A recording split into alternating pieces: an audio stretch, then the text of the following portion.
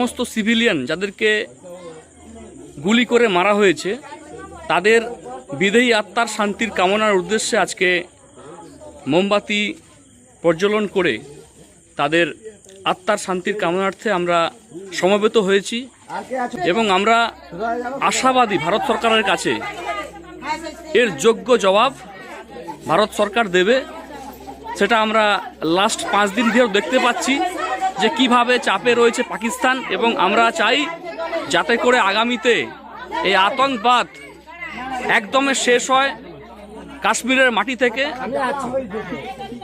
তার জন্য আজকে আমরা প্রতিবাদের সঙ্গে সঙ্গে আমরা সমবেত হয়ে সেই সমস্ত ভারতবর্ষের সিভিলিয়ান যাদেরকে জঙ্গিরা মেরেছে তাদের বিদেহী আত্মার শান্তির উদ্দেশ্যে আমরা এখানে মোমবাতি জেলে সমবেদনা জানাচ্ছি।